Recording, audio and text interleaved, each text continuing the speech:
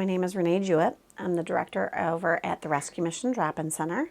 I've been here approximately 3 years, and we work with the street homeless population, substance abuse, and mental health. So there's many different facets to how people become homeless. I know that there's a huge misconception that it is people that choose to be homeless or they're a drug addict and they've done this to themselves. And my philosophy and what I've always said to the people we work with, to my staff, to outside providers, there is not one 5-year-old child that says in life, hey, I think when I grow up, I want to be a drug addict. I want to be homeless. I want to have mental health. With that being said, we have people from all walks of life here. We have people that have doctorate degrees that come here and just fall on hard times. We have people that have GEDs. We have people that have high school diplomas. We have people that are employed still, but have come on hard times and have lost their apartments and have been evicted. We have women and children that come from domestic violence situations. We have people that come here from different areas of the country, sometimes different counties within our state, that don't have the services maybe in their area or are not available to them. So they come to this area where they've been told or have heard that there are services available for them. So it differs from person to person. They've fallen on hard times and end up becoming homeless.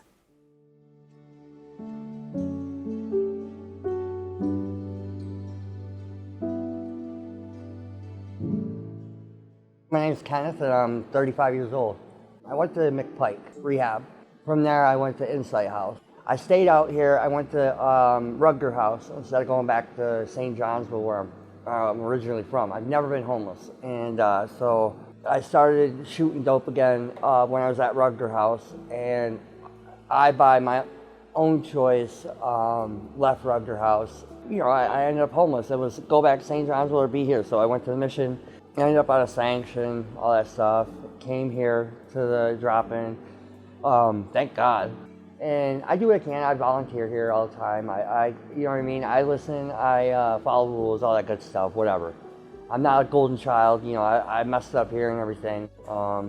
Like I said, I slip on all the time. That's neither here nor there. What I'm getting at is that I think God put this in my place on purpose and made me realize, like, to be grateful, to humble myself a little bit, and you know, I think God threw this to me, you know what I mean? Like, hey, listen, you need to chill out and maybe live like this for a little bit. Because like I said, I've never been homeless. I've never anything like this. And I could have went back to St. Johnsville and had a house and all this stuff. So anyways, I just decided to stay out here. I'm sober now. But yeah, so basically, long story short, to sum it up, shooting dope and ice is what got me here. My name is Edward Barbola. I'm 44. Where I was from, wasn't working out for me, so I decided to hop on my bike and ride out here and hopefully start a new life here. The job economy was, for the last 20 years, it's been slowly shrinking. So opportunities have been getting harder to find. I'm single, I have nothing to tie me down. So I figured I'd try elsewhere and see how that would be a better fit for me. Yeah, I'm just fortunate I came across this place, so I'd be on the streets right now if I didn't have this. I'm Kennedy Lyons. I'm 40 years old. I met someone that was willing to help me out at the end of the day, and like we got into an argument and kind of left me stranded, and so called the police, and the police introduced me to here. Yeah, not having money, access to stuff. You know, you gotta go out on the street and look for it. You know, like get embarrassments, you get all sorts of stuff. You lose stuff. Sometimes you might lose your life, you know, I mean, terrible out there, certain places. I was staying with my child's father, and the landlord, I was pregnant at the time, and the landlord refused to do the lease over. And then he put us out while I was pregnant. So that's the reason why I'm here. They're helping me with housing. I got the good news today. I'm just waiting for them to find resources with the security deposit. Altogether I have 4, and then I have 2 fraternal twins in June. So it's been a struggle trying to get them back, and then I've been stressing trying to get housing. I'm trying not to cry. I'm like, I did everything I could do to get my babies back, and I did it as their mother. And I'm like, thank you, Renee. Thank you so much. And I told Sarah, I'm like, thank you. Because my mom's not here no more. My father, he's in Chicago, and I'm originally from Chicago. So I'm like, my motivation is my father, because I call him nonstop, and he motivates me. He be like, keep pushing, don't stop, do what you have to do to get them babies home.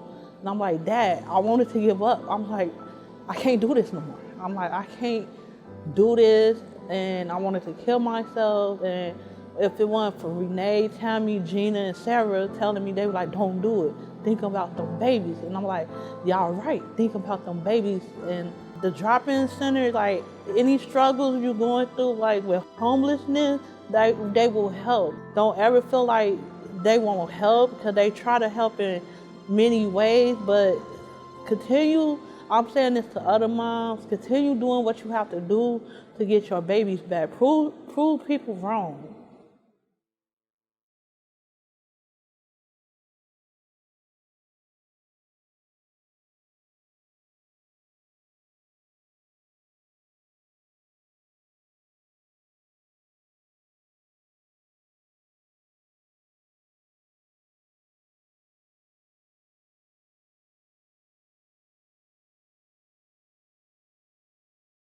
My name is Kelly Conroy Scott, and I'm the director of the Mohawk Valley Housing and Homeless Coalition. My story is unique in some ways, but I also think really relatable for people in the LGBTQ community. I had just recently come out, and I was still in a relationship with my high school boyfriend at the time, and we actually had a child together. I had an unplanned pregnancy.